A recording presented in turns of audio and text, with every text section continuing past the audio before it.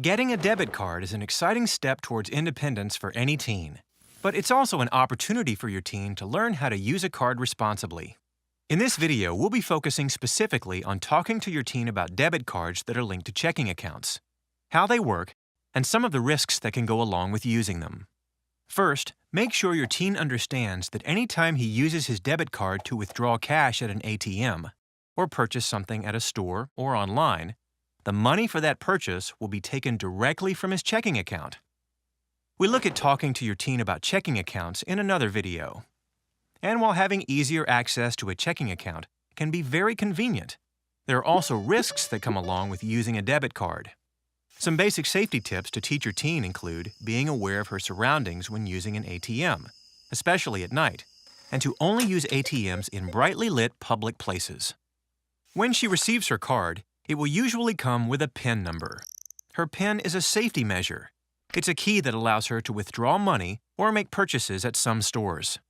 The PIN number she receives will be random, but if she chooses to change it, make sure she picks a sequence of numbers that are difficult to guess.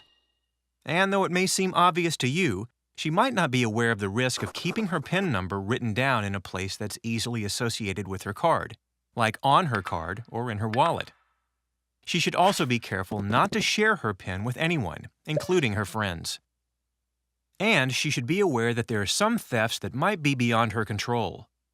Debit card information can be stolen from a store's records after a purchase, for instance. It can also be stolen through a common scam called skimming, in which a thief can steal card information when a card is swiped at a machine, like an ATM or a gas pump.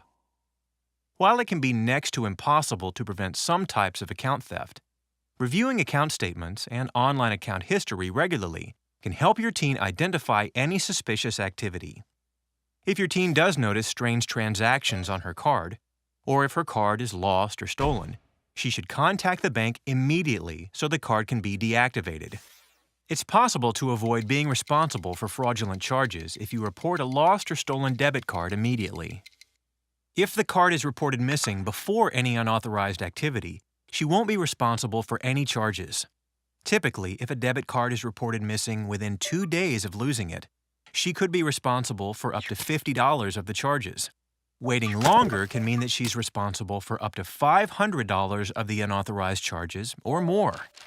So if she does lose her card, she should make sure to contact her bank as soon as possible. It's also important for your teen to be aware of the fees that she could be charged when using her card. For instance, although she can withdraw money from almost any ATM with her card, this might not be the smartest idea.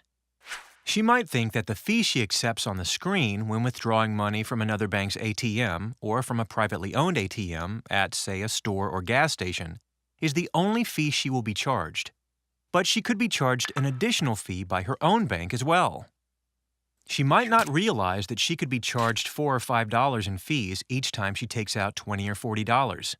So it's important she knows the terms of her account and what fees can apply to her debit card use, because over time, those fees could add up. To avoid some of these third-party fees, your teen can make sure she withdraws money from her own bank's ATMs, or she can keep some emergency cash on hand. Many banks also have smartphone apps that can help your teen locate nearby ATMs. She might also avoid a fee by getting cash back when she uses her debit card to buy something at some stores. Another thing that teens might not realize as they're learning to use a debit card is that certain bank transactions don't happen instantly. For example, a merchant may not send a debit card purchase to the bank for a couple of days, and they might hold more than the amount of the purchase until the transaction is finalized. A common example of this is when she pays at the pump. If your teen puts $20 worth of gas on her debit card, as much as $125 might be placed on hold in her account until the actual amount is finalized, and that hold could take a few days to clear. Making your teen aware of the delays that can go along with these transactions will help her understand how important it is not to run her account balance too low.